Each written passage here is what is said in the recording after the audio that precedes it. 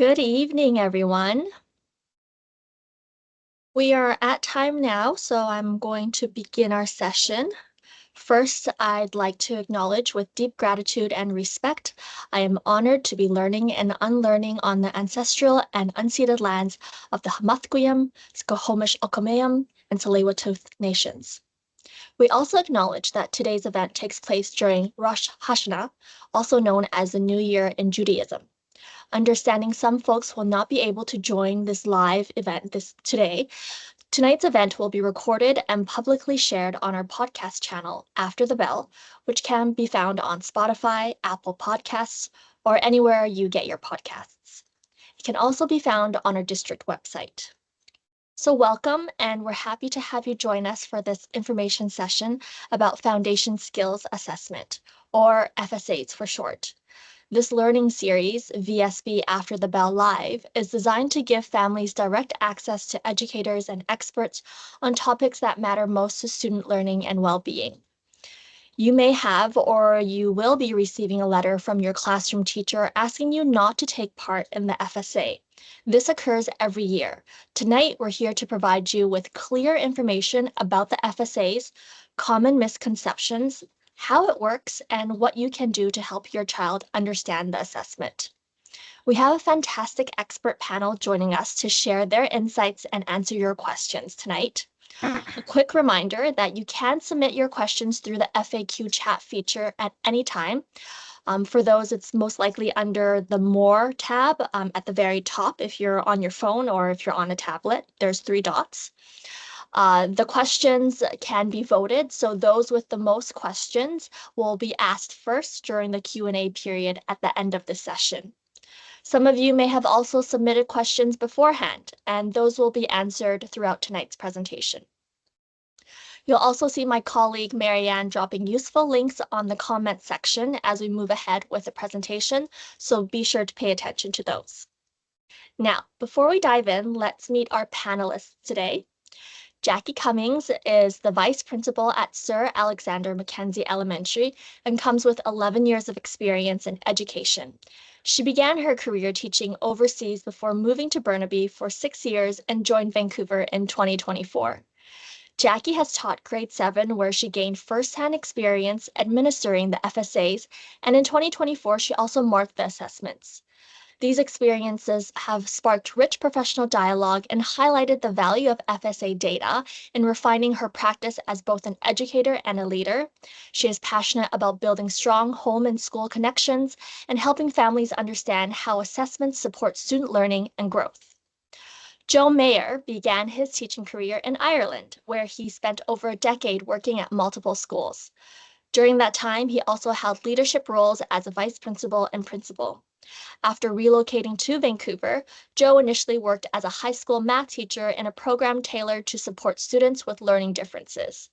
In 2017, he joined VSB, serving as a grade 6 and 7 classroom teacher before becoming a vice principal at Carleton and Cunningham Elementary. And since 2023, Joe has been the principal at Queen Alexandra Elementary. Thank you both for being here today. So let's start by setting the stage. First off, can you help our listeners understand what are FSAs and how do they connect to the provincial learning goals? Joe and Jackie, take it away. Thanks, Jiana, and thanks everyone for being here. I know Joe and I are both excited to connect with families about FSAs tonight, and our main purpose for being here is to really give you some clarity. You know, as educators, we're often hearing misconceptions about the FSAs, and today we want you to leave with a clear message and feeling confident that when your child sits down for these assessments, you know exactly what they're doing. For sure. We're looking at the big picture. So the ministry's goal is very, very simple. They want every child to meet or exceed expectations in literacy and numeracy. So the FSAs, or Foundation Skills Assessments, are just one way that we can check to see how the system is doing towards that goal. That's right. And bear with me while I throw a little bit of a metaphor your way. So I want you to think of the FSAs like going to the doctor for a checkup. When you go to the doctor, it's not about passing or failing. It's not a judgment of your worth or your future health. It's really a simple way to gather information. It's looking at your blood pressure, your heart rate, your overall wellness. And that's the information that the doctor's able to use to see patterns over time. Are you on track? Are there areas that you need to keep an eye on? Are there supports that can be put in place to help it from becoming a bigger issue later on? And the FSAs work the same way. They're not about labeling a child or comparing them to someone else. They're about getting a snapshot that helps teachers, schools, and our province plan for supports. So just like checkups are helping guide a plan for your health, the FSAs help guide a plan for our students and their learning. Hmm. For sure. And one question that I'm often asked right off the bat is, what are the FSAs, or what encompasses the FSAs? So they focus on literacy and numeracy in grades 4 and 7 at elementary level. So it's not just testing knowledge, we're looking at the skills that students have. So we want to see how they think, how they problem solve, and really importantly, how they communicate their ideas. So when the FSAs are marked, when the assessments are looked at by a team of markers, they're going to look to see how students did that. How were they able to demonstrate their ideas? How were they able to guide us to let us know what way they were thinking or how elaborate their ideas were? This is also a good practice for, you can see there's grade 10 and grade 12 graduation assessments too. So for that, it's a nice practice for students when they're in grade 4s and grade 7s, just to see what a standardized assessment is like. That's right. And also important to point out here that it's not about memorization, it's not regurgitating facts. The skills that Joe just talked about, like problem solving, communicating your thinking clearly, these are the skills that we want our children to carry through their life. So this is just one way for us to see where they're at in their journey with that. And if we just head to the next slide, you can see that the FSAs are assessing three key areas. So we're looking at writing, reading, and numeracy, which really are the foundation for all future learning. It's not a test of every subject, but rather a check-in on the building blocks. In literacy, your child might be asked to read and respond to a passage or write about a personal experience. And in numeracy, they might solve problems. And again, that important piece of explaining their reasoning. For sure. And with that, it's very much a learning assessment. So in those key areas that Jackie mentioned, that's what we're looking to gauge. That's what we're looking to find out when we take the FSAs. So as mentioned earlier, there are some misconceptions around the FSAs that we would like to address today and just clear up for parents so that they've got a clear piece of information before making a decision of whether they would like their child to write the FSAs or not. So a common misconception that sometimes pops up with families is that the FSAs impact student grades and report cards. They don't. They're not used to rank or label students or schools, and they are not a high stakes test. So for instance, you're not going to see on your child's report card where they landed on the FSA because it is a snapshot, like Jackie mentioned earlier. It's just one piece of the puzzle that we have. We try to make the environment as relaxed as we can when children take FSAs so that it's not a one-time high-stake test or assessment that happens for students, and that they're not going to get a class ranking out of it. Yeah, that's right. And it's okay if your child's having an off day. Teachers already have lots of ways to see growth. And just reiterating that point again, that FSAs are just adding one more lens to that. So thanks for that great breakdown, guys. I'm curious if the FSAs, if they don't impact student marks and they're not being used to rank schools or students or teachers, why is it important for students to even take them?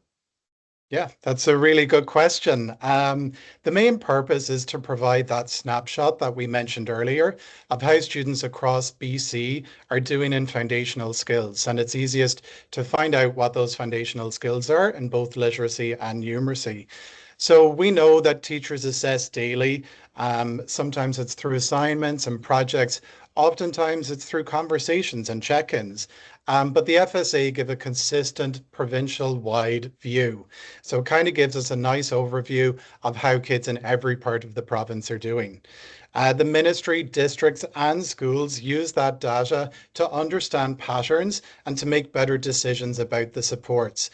So things can be looked at provincially, on a district level, and then at a macro level at your own child's school as well. So for instance, a couple of years ago, the FSA showed a bit of a dip in reading comprehension.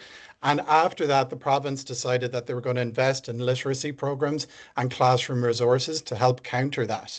So if we had something where maybe we saw a dip in literacy scores, or sorry, numeracy scores, then it might be the thing that a district or indeed the province might decide that they need to invest more in resources and programs that will help address those issues. Yeah, for sure. And another important piece, this really is an equity check. The FSAs are showing how different groups of learners are doing. Students like our English language learners, our Indigenous students, we want to know where they're at too. It's really giving us the information we need to help ensure that all kids are getting the strong foundation that they deserve. It's not about judging individual scores, it's really understanding that bigger picture. Okay, then how does the assessment work? Do students need to prepare for them ahead of time? No, there is absolutely no prep needed. So that's a good way to reassure families and to reassure students. There's no point in trying to swat up for the test beforehand. There's no point in trying to have like a study guide or flashcards or stuff like that, because we're looking at the skills that students possess and we're looking to see how they're able to show us those skills. The assessments happen through the month of October, so they can start anywhere from October 1st and go all the way up to November 10th. And what teachers will be doing is that they're going to integrate them as part of their natural day. So there are many components to the assessment. There's online and paper-based parts to the tasks that students will do. So for instance, what a teacher might decide to do if they're doing the paper-based literacy task is put that in as their literacy lesson for the day. And maybe then a couple of days later or the next day, they might do the online literacy test or they might do the online numeracy test. So the main thing is schools will kind of have chats in their own sites on how best to do this for their students, how best to prepare them for it so that students are comfortable and it doesn't feel like it's something different from their regular day. Yeah, and I don't know about you, Joe. You were a grade 7 teacher as well, so I know you've Yes. administered these, but I definitely made those days as relaxed as possible. All the same accommodations that were in play any other day for students were available. And I'll be honest, I would add extra breaks in the days that we were doing FSA tasks. And I think secretly our students probably wish every day was an FSA day. And I'm not saying it's for the test itself being the highlight, but that extra downtime and maybe some extra treats here and there were definitely a piece that they looked forward to during that assessment period. Yeah, I think everybody just wants to make sure that students feel comfortable, especially if they are kind of nervous coming in on that day. And normally I see that once they're 5 to 10 minutes into the assessment, they feel okay. And when a component is done with, they're like, that wasn't too bad. Yeah, that's right. If we head to the next slide, we can just show a couple examples of questions you might encounter on the assessment, just so parents can have a good idea of what their child might experience. So if you look at the first one, grade 4, students might be asked to write about a time where curiosity led them to something new. These types of questions, they're open-ended. It really allows kids to connect and it's to their own experience. So the access point is there for everyone answering those questions. Yeah, and if you look at the grade 7 numeracy example, it's very practical. So we know that Desiree has a certain amount of money, she's got it in coins. And what we're looking to see is that students are able to connect that knowledge that they have, the prior knowledge, to figure out which coins will make up 985. But then looking at the detail in that question as well, how can they do that in the fewest number of coins to show that? So again, it's getting students to show what their understanding is and that they're able to find the most suitable or the most accurate answer to a problem or a question. And before we move on, I just want to do a bit of a sound check to our listeners. If you are hearing if you're losing audio, just send us a note. And if I get enough, then we'll try to troubleshoot. But so far, I've received one note, so I'm not sure if it's just the person or if it's us. Sure. Did you want us to pause here, Jiana? No, keep going. That's fine. Okay. We're good. Okay, so the next part we're going to look at is student supports. So if you are looking at the visual, there's quite a lot of supports that we put in place for students. Many of these are universal supports that are in classrooms from day to day anyways. So it's ones that students will be familiar with, and both classroom teachers and then teams that work at a school level make sure that, you know, our school environment is as best as it can be for students. So some of those universal supports that you will see are things like offering a calculator for the numeracy part of the test. If a student needs the instructions or the text to be read aloud to them, that is something that they're entitled to and that they can have. And that we have a calm environment with supervised breaks. So it's going back to what Jackie said. We try and keep this as low stakes as possible, keep the kids relaxed so that they feel that they can do their very best. If your child is on an individual education program or IEP, there are some extra supports that we can put in place for them, and they're also listed there. So for instance, a child might use speech to text or text to speech to help them understand or to read some of the instructions. For instance, if a child has a visual impairment, Braille might be something that they use. And I just know from previous experience as well, I've had many students who use word processors, so who type out their answers or sometimes have somebody help them with that too. So whatever a child needs or what we think they might need, we will discuss as a school team beforehand to make sure that we put those in place for a student. Yeah, and I think it's such an important piece to that parents are seeing this and recognizing that accommodations are about access, it's not advantage. So the whole purpose of the FSA is to let kids show what they know, and we want to make sure that they have all the resources and supports in place to be able to do that. So again, I'm just going to reiterate, it's all about a supportive, accessible environment, and we're not trying to create something stressful for our young learners. The results. This is a big one for families. So when your child writes this assessment, you will get the results and you'll be able to look at those and see where your child's at. And it will come back in 4 levels. But I think it's important to look at that emerging to extending piece. That language is really important. And we've worked on using that language to show that the child's on a learning journey. Wherever they are on that learning journey, it's okay. Where they sit helps us to determine what supports we can put in place to help them move further along in that journey.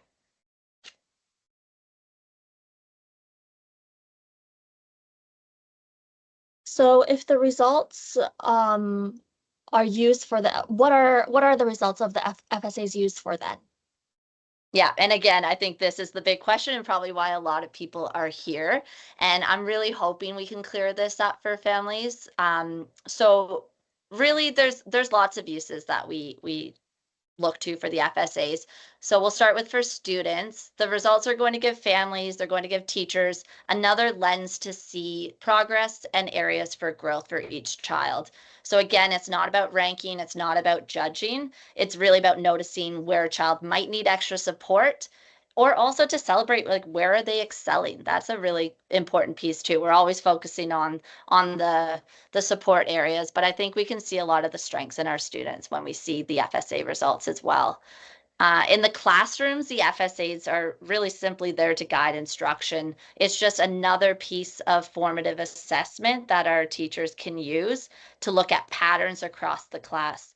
For example, if students are finding writing tricky, the classroom teacher might choose to focus lessons in that area.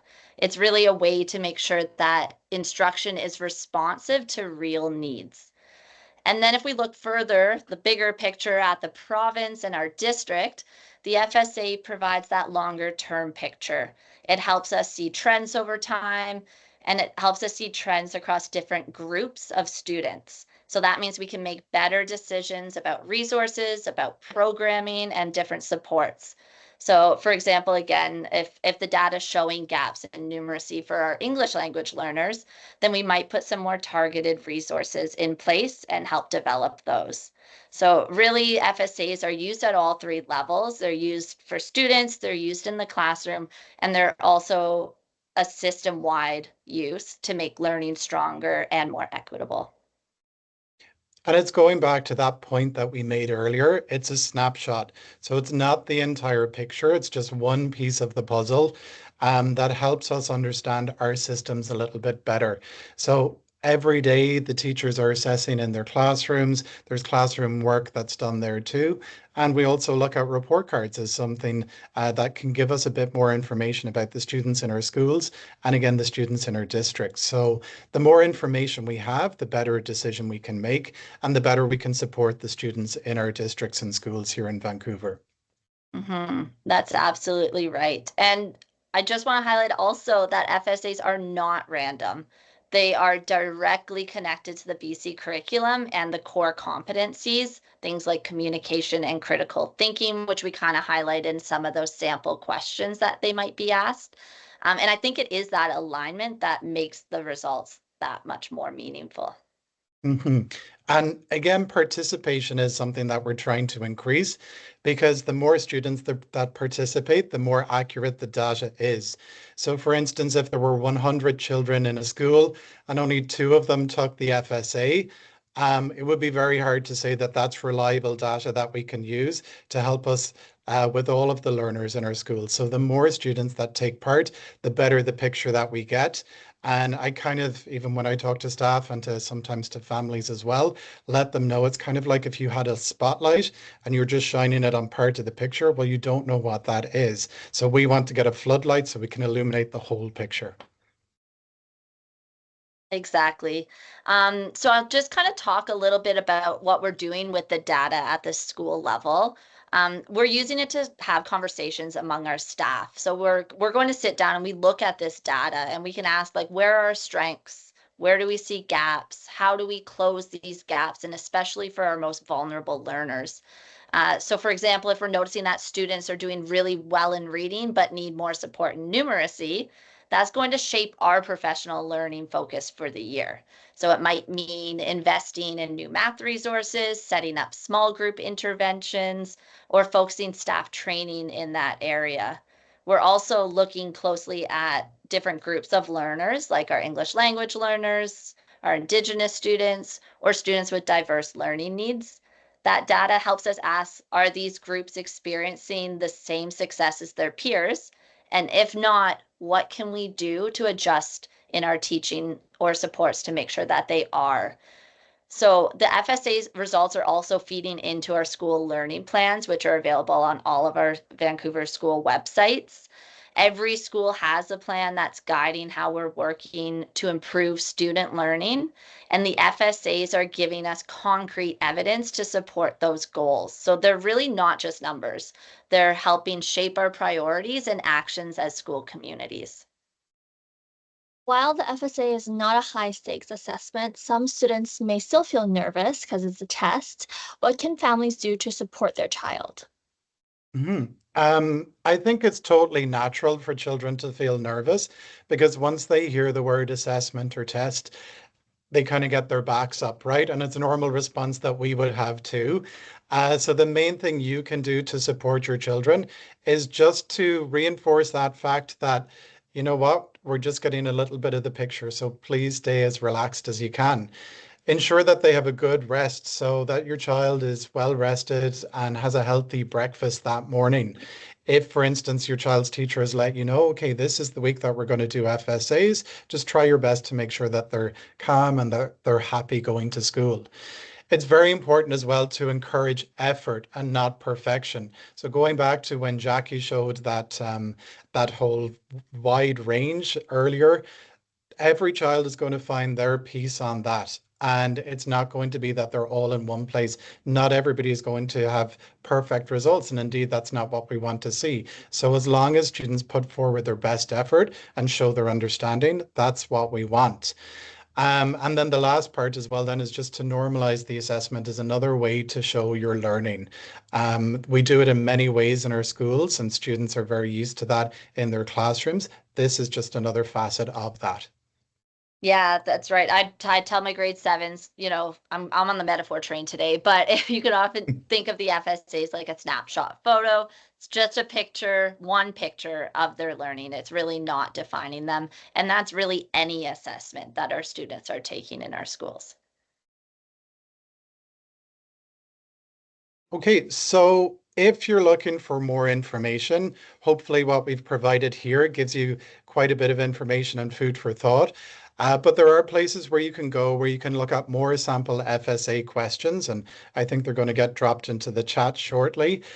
If you need more information at a school level, just feel free to talk to your school's principal and or the vice principal. They'll be able to provide you more details about how it will look specifically at your child's school.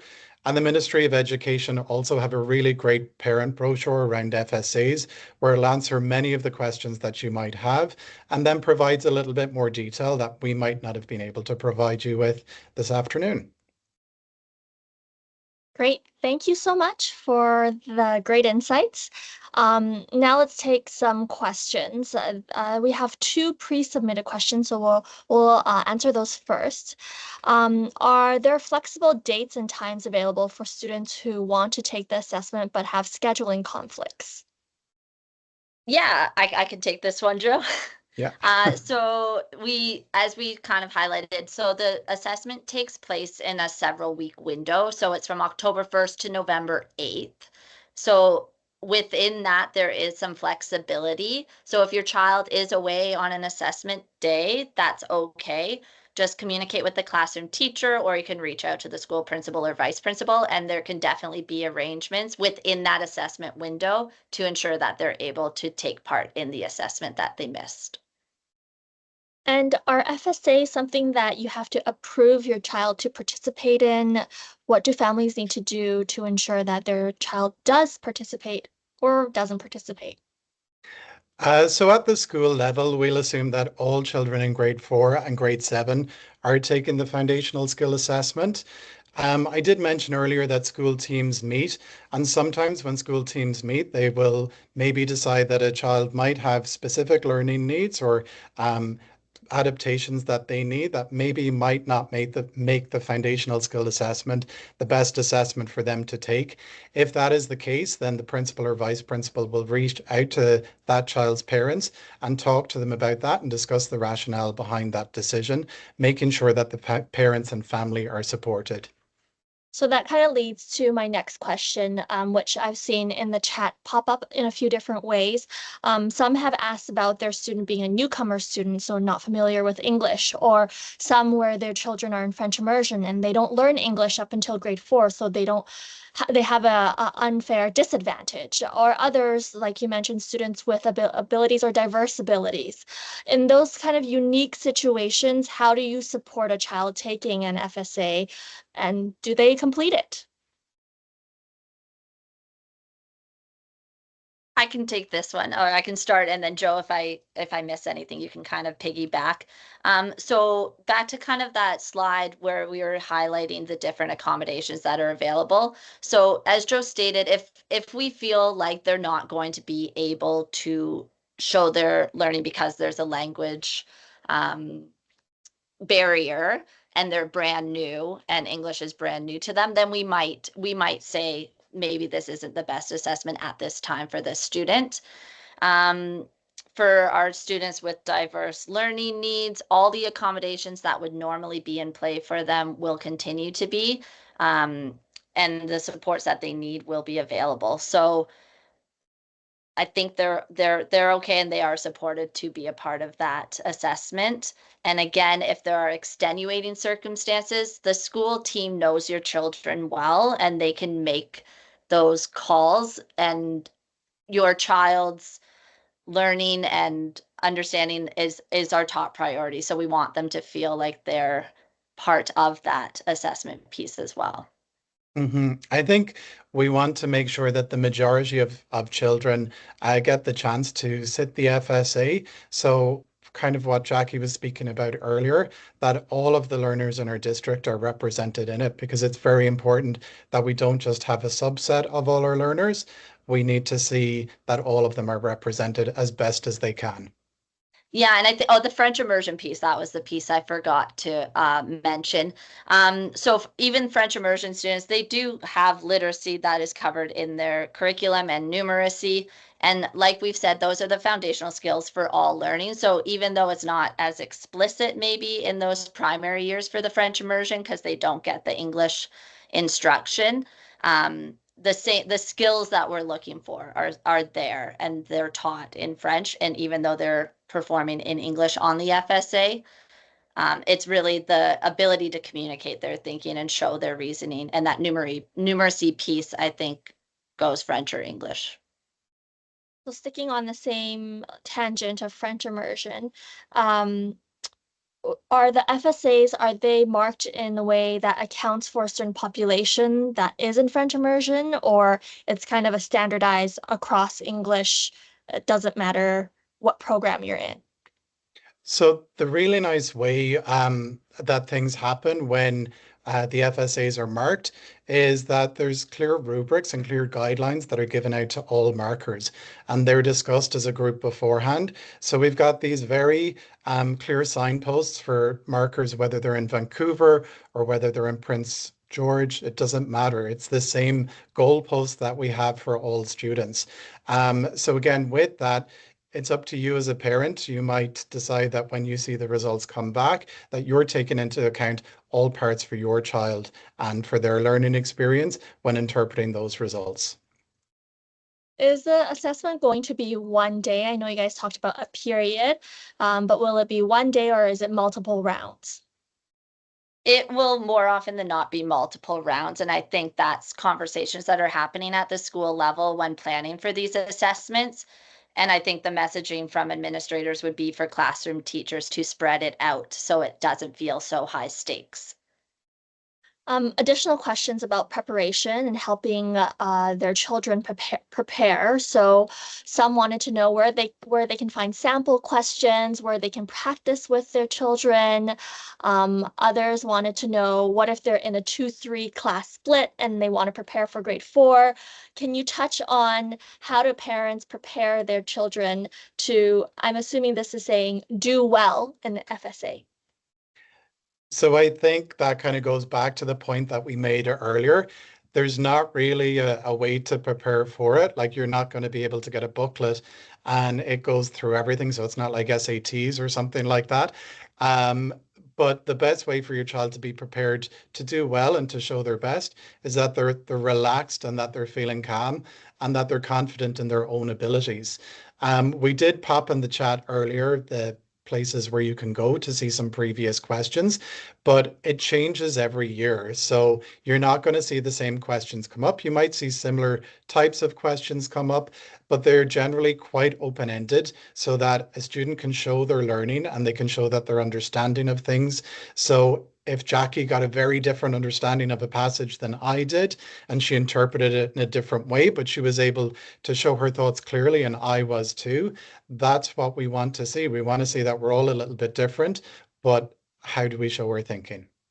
Yeah, and I'll just piggyback that, reminding everyone that the FSAs are directly connected to our BC curriculum, which is publicly available as well. So what about in a classroom setting where you have different levels of students where the teacher is teaching? Right now with the basic curriculum, how we teach is not you teach one way and every child has to adjust to it. It is the teacher adjusting their way to the student's needs, right? And we've had a question where they asked about how can the FSAs be an accurate snapshot of where their level is if the teacher is adjusting their style or the curriculum to the student's needs?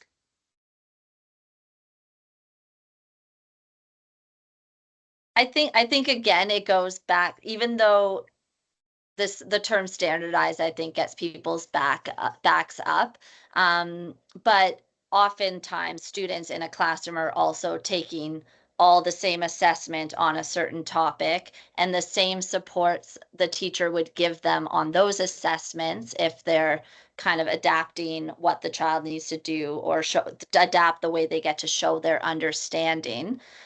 Those are still available during a regular class assessment and also on the FSA. And if a child is in a split grade, so for instance, if a child is in a grade 3, 4 classroom, the school will figure out how the grade fours will do the assessment and the grade threes will do something else at the same time. So nobody's going to lose out on instructional time that way. And again, that's more down at the school level. Each school is slightly different, so they're going to figure out how do we do this in a way that we're not disturbing students and that the flow of their natural day is pretty much the same as it can be. Yeah, and I've personally seen the FSAs as a non-educator, and as a student, you really wouldn't know a difference. It would just be another typical day, and that's the whole point of these tests. It's not for you to prepare, but it's to assess where your level is at compared to the rest of the province.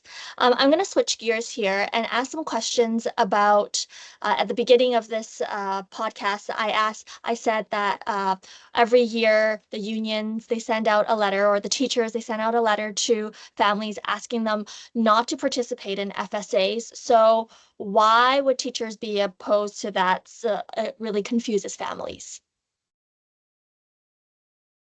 I Yeah, think so that's that, it. oh, Yeah, you sorry. go Do you ahead, want to Joe. go, Jackie? You can start, maybe I'll piggyback. Yeah, I mean that's kind of the stance that the union has taken the past few years, and they're very entitled to be able to do that. Part of the reason why Jackie and I were interested in being part of this podcast today was to make things clear for families on how the FSAs are used within our district and how they can kind of guide our practice. So I know that sometimes some of the worries around that were possible ranking of students or ranking of schools. And I think that might be where one of the biggest sticking points is. And we just wanted to make it clear that the VSB does not use this to rank schools, to rank students, or to pit classrooms against each other. We're using it as data that will actually help us make better decisions for the students in front of us. I'm glad you Yeah. brought up the, oh, Oh, sorry, go sorry. ahead. Can I just piggyback Yes. one more? Yeah, because there's even conversations I'm having with my teachers at the school, because the FSAs are coming up and those letters are coming home. And some of our teachers have students in grade 4, and then they're chatting with their partners about, oh, should our child participate in this? And as I dive into those conversations, it's clear that there's there's just not clarity of information. And I think that's the important piece of this session tonight. And I was saying before we got on, I really wish we had this for our teachers as well. And I hope that I can encourage some of my staff to go take a look at the podcast as it's being recorded, just to so they have a better sense too of what the data is being used for and what the purpose of these assessments are. So Joe mentioned the special word ranking. That is kind of the crux of the argument of not to complete the FSAs. But uh, in reality, there are institutions like the Fraser Institute who use these scores, right? So what's stopping them or to misuse these scores and represent certain schools in a certain way that really is not accurate? How do you respond to that?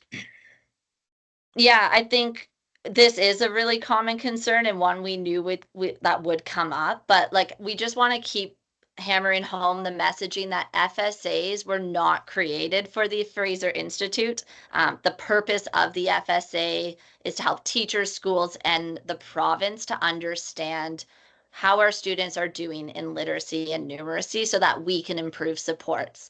And being a public education system, our data is then publicly available. And what a third party chooses to do with that is outside of our control. But our purpose and our hope for the FSA is so that we can improve our teaching and learning in our schools. That's right, Jackie. Because we are a public organization, we have accountability and we need to be transparent with the information that we receive. So we put it out there so people know where the results are. But if somebody takes it and uses it for their own profits or whatever it is, we don't have control over that. But that's why this information session is important so people know what these results are actually used for. And it is for the benefits of students, both on an individual level and on a grander whole level.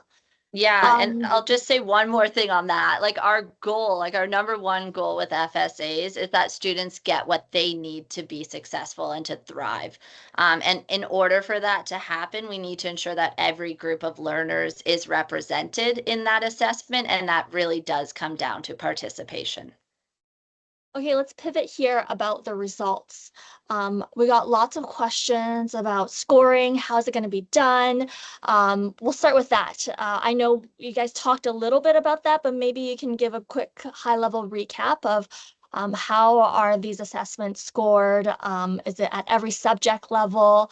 And does it affect report cards?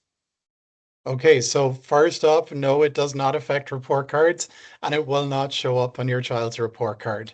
It's just one assessment that we do, and it's fairly early in the year too. So yes, it will not be there. That's the main thing to clear up. The second one, both Jackie and I have been involved in the marking of FSAs previously. So we can give you an idea of what it looks like here in Vancouver. Basically, when children sit the FSAs, all of the booklets are gathered centrally at a location, and then markers gather to mark the booklets. So what will generally happen is that the marking group might be broken up into literacy and numeracy kind of experts, and you go through lots of samples before you even look at a booklet to make sure that you're consistent with the standards that have been given by the province. So again, that we're going to have the same sort of consistency here in Vancouver as you would have in any other district across the province. That's the big thing that we're looking for. Then in terms of how that message is communicated, you'll get the booklets back. Your principal will receive them back once the marking is complete, and then they will send that out to families. So you'll get your child's booklet back and you will be able to see what their score is. And the nice thing on the back of it as well is that there's a rubric that lets you know kind of a bit more information about where your child lands on that spectrum. So where they land on that continuum. Um, Gives you a bit more information of how that would compare with a provincial, let's say with a provincial lens. Yeah, and I think it's really one of my favorite parts about being part of the marking session last year was that we're all coming together to one space to do it. So you're not sitting in your office marking these assessments. There's a lot of rich dialogue and back and forth and kind of looking at different booklets and really getting a good sense of the different levels that students are at. Mhm. And that also rules out like unfairness or bias because we're marking as one big group. We're marking all of them together. So it's not that a particular school might get marked in a more favorable way than another school. It's all done by the same people and it's all done in one big room. Yeah, So and when it's a group of, sorry, one more thing. It's a group, like it's a wide variety of people that are marking them. We have teachers, like classroom teachers, resource teachers, administrators. So it really is a well-represented group that's coming together to mark these. when families get their marks back from their child, so they'll see their individual child's mark, but will it be compared? How can they see the mark compared to the province? How does that all show up? That's a good question. They won't be given any concrete data about that when they're seeing their own child's assessment. But like we've said, this is publicly available data, so you can look at the results online and see the different trends. Mhm. And I think though it's important rather than to think, oh, my child is placing like third out of the 25 in their class. look at your child as an individual rather than trying to put them in a ranking system, because that's not what we're trying to do at schools. We're trying to look at everybody and see how they are, and then see where our strengths are in our schools. And maybe then if there are areas that we need to focus on, that's what we'll look at too. So that's one thing that you could do when you get your child's document back. So families will have access to their child's FSA score. The schools will have access to it, and they can go online to the ministry's website to kind of see where their child is on a province level if they really are curious about that. Um, what about how are the results informing resources for student allocation? Is it based on a particular school and how they're done, or is it again as a big picture province wide?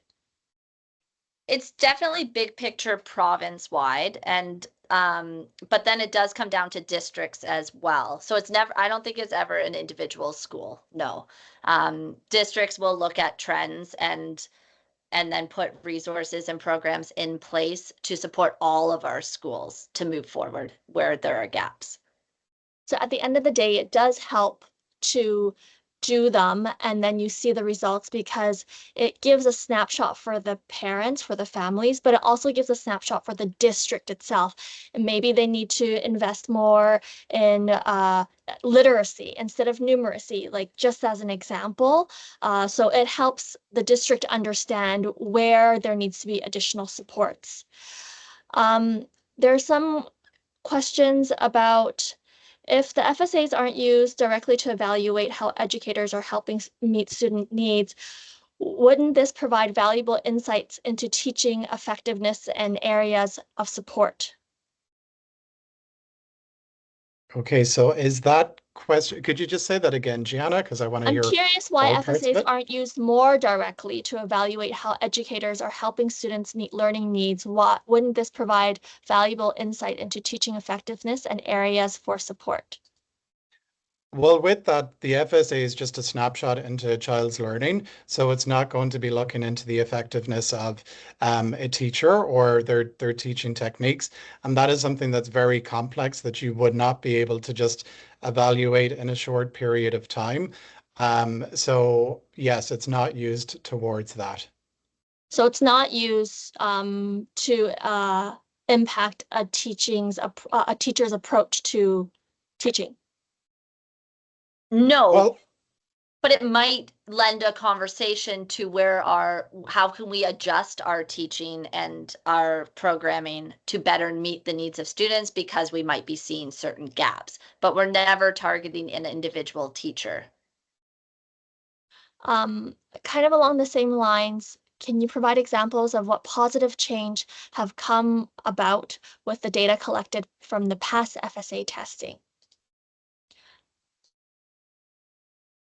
I can speak to it a bit, like at our school, for example, and I know our district too, is really focusing in on literacy currently, because that's where we are seeing gaps. And I think for our school community, we were looking at a lot of the gaps for our ELL students or English language learners. So we spent a lot of time in grade groups looking at writing pieces of all of our students and spending time looking at um, where are the gaps for our students. And the conversation was sparked by the gaps that we saw in the FSA. So we carried on that conversation with different writing pieces. And then it helped us to have those grade group teacher conversations about what are some different strategies that we can put in class wide that are going to support more of our learners. And to back that up, I've had conversations before about how students are showing their learning. So this is a good example of that, where they're in a class and they've got this FSA in front of them. How are they going to show their learning? And maybe if they've got multiple ideas, how are they going to represent those ideas on a piece of paper? How are they going to show them to somebody who's not right there in front of them? And that's a very important communication and language skill for children to be able to have. Some questions about confidentiality, because the families will be able to see the results and the schools will be able to see the results. How do you ensure that the scores or the names are kept confidential? How does that all work?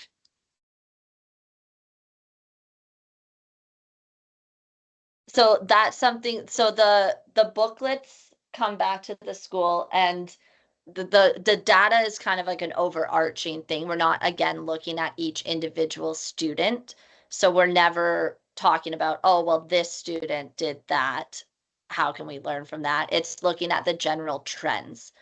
So we're never talking about one specific student when we are discussing the FSA results.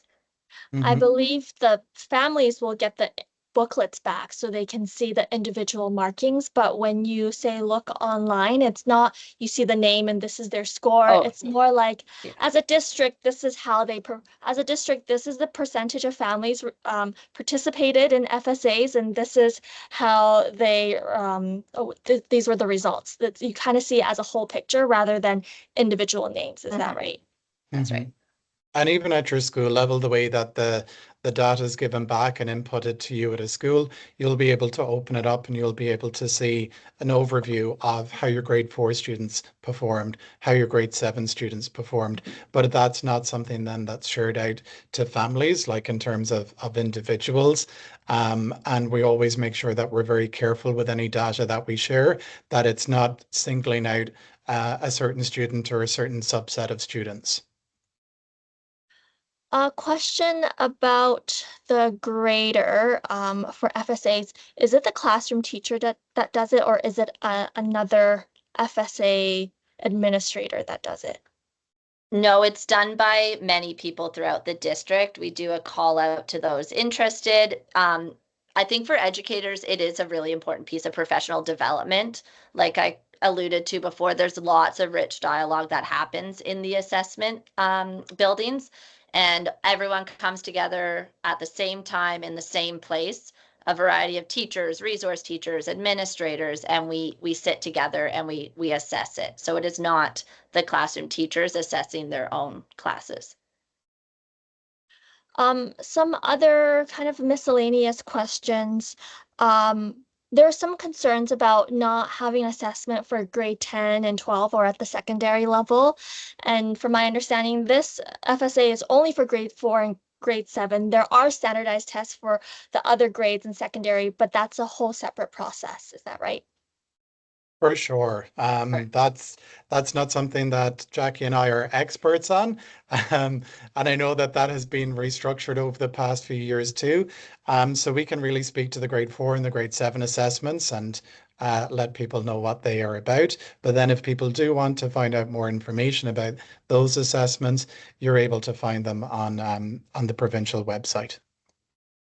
Some comments about, if this is an actual tool that can help my kids and their learning journey, why can't it happen more often? Mm, I like that question.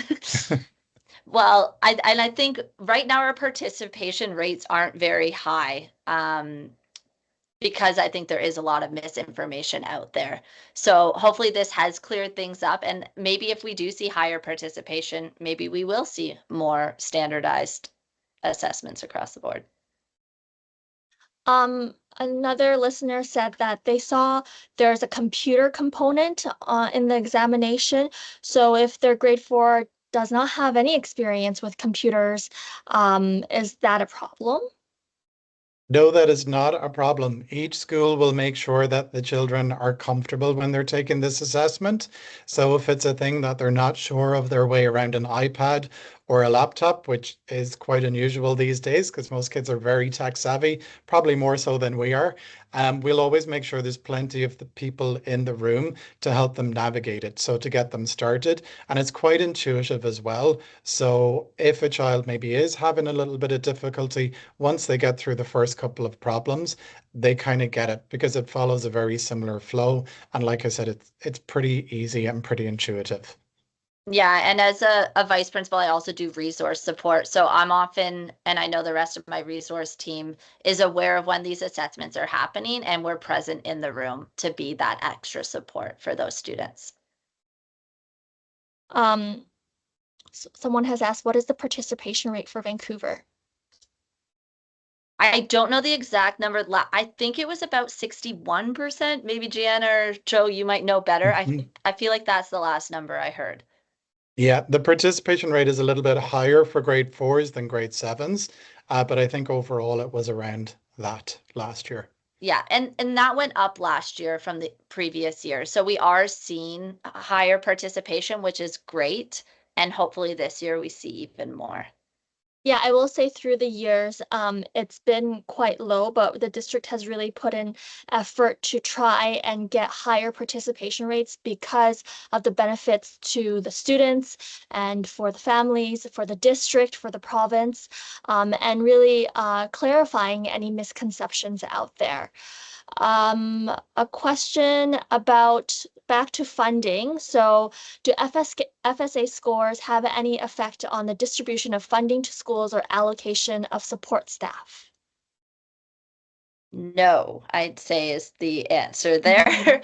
Yes. Again, everything is kind of like district level, and we look at our district as a whole, and the supports are kind of trickled down to all of our school communities, and we are mindful of making it as equitable as possible.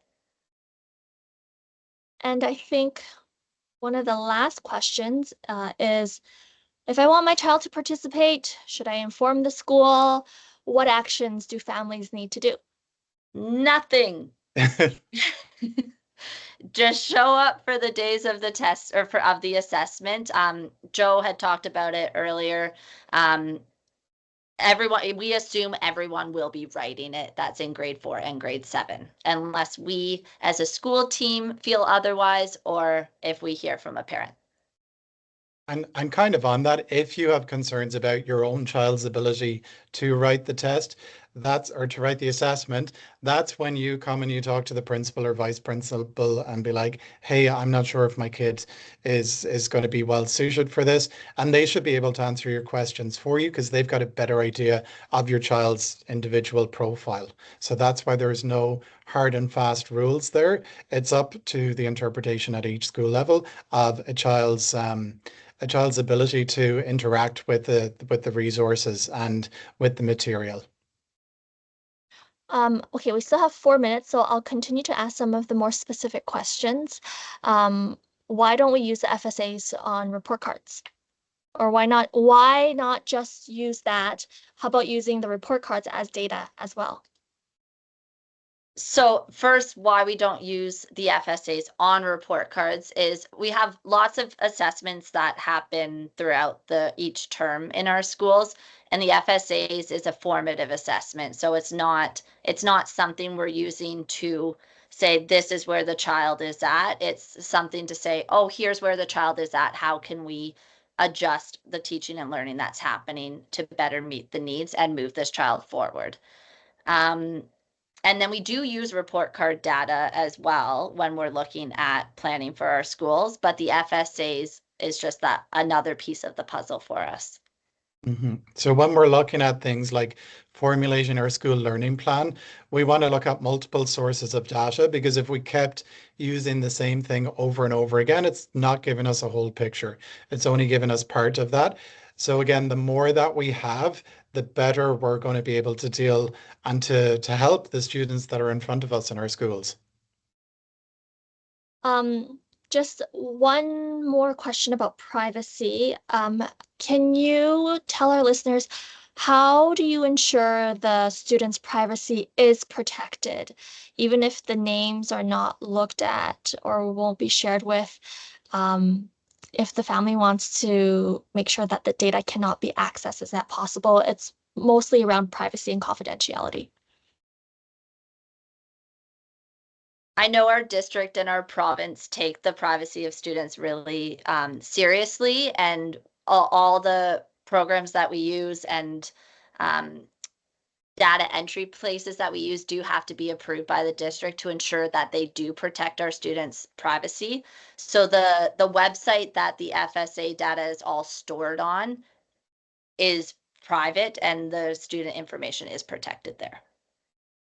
And even when students log on for that online component of it, each student's identifier is unique. So it's not a thing that somebody's going to accidentally log in and they're going to see another child's information. They will just have access to their part of the assessment. Yeah, and I'm pretty positive this The names aren't even on the booklets. It's a number, their student number. Okay, very last question. Do the students all get the same questions? Yes, this is a standardized test, and the purpose of it is so that we have a consistent piece of data across the province. We love that our teachers have autonomy and they can build assessments that suit their teaching and their students. But this gives us that bigger picture piece and a province-wide piece of data. So all students are asked the same questions. There is a choice on the literacy part of the assessment. There's two major themes. So what the children will be able to do, there's like kind of a bit of pre-teaching before they even look at the assessment, and they get to choose which of those two themes speak most to them. So the themes are quite broad. And then the passages in the literacy section are based on one of those two themes, but that's the only difference that's in the assessment. Okay, that wraps up our session for today. Thank you both for sharing your expertise and for everyone joining us today. If you did miss anything or want to revisit this discussion, it is available online on our website, govsb.ca/afterthebell, and perhaps Marianne can share a link to that. And feel free to follow us on social media at VSB39. Stay tuned for details about our next After the Bell live session, which I'm pretty sure you will be interested in listening to in November as well.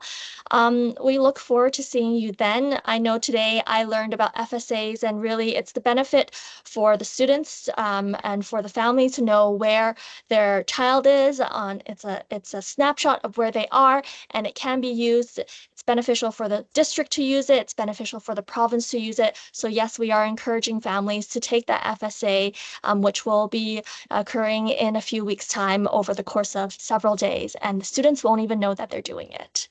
Thank you so much, everyone, and have a good night. Thank Thank you. you.